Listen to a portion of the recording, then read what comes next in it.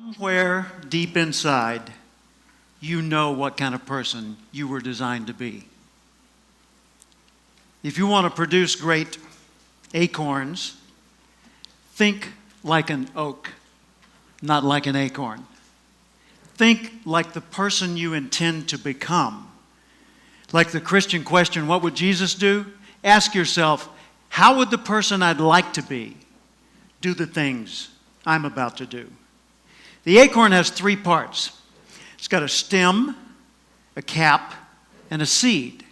And the stem represents its connection to the past. All the acorns, all the oaks that have ever existed in its line before are encoded in that transfer through that stem, the legacy into this acorn. The cap holds onto the seed until the seed's ready to grow on its own. So the cap represents your coaches, your mentors, your role models, your guides, your parents, your friends, your teachers. And when you're ready to grow on your own, the seed of that acorn holds not only your potential, but the potential of every future generation of acorns that will spring from that line. So let me ask a question. What kind of seed is in you? See, I believe part of our responsibility in life is to find out who we are, to discover ourselves. First off, we need to respect our nature. We need to realize we are part of a continuing chain that carries a legacy and a responsibility.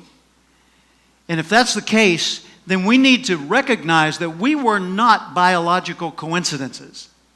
I believe there's a creator, and I believe you were intentionally created for a myriad of purposes. There are many things we can do with our lives, and I think it's our job to find out what those things are and to do them as well as we possibly can so that we're passing along the right imprint for the next generation. And that's just simply my life philosophy. That's the way I look at it. So first, we need to respect our nature. Second, we need to know our nature.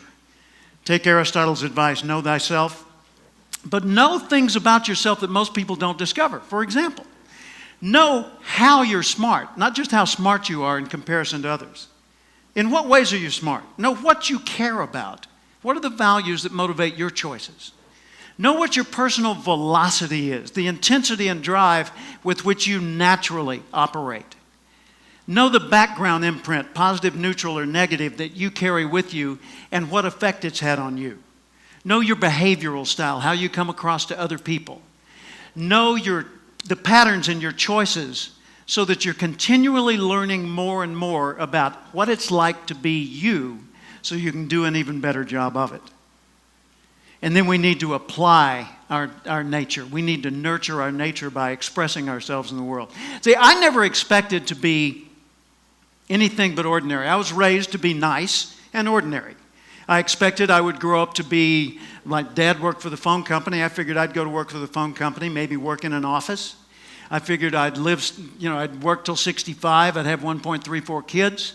I'd retire at 65, and then I'd die at the statistical average age for my gene pool.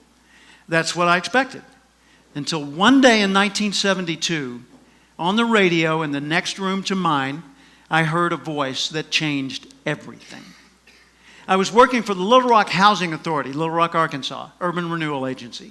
I was a government clerk making $525 a month. I weighed 200 pounds. This is 148.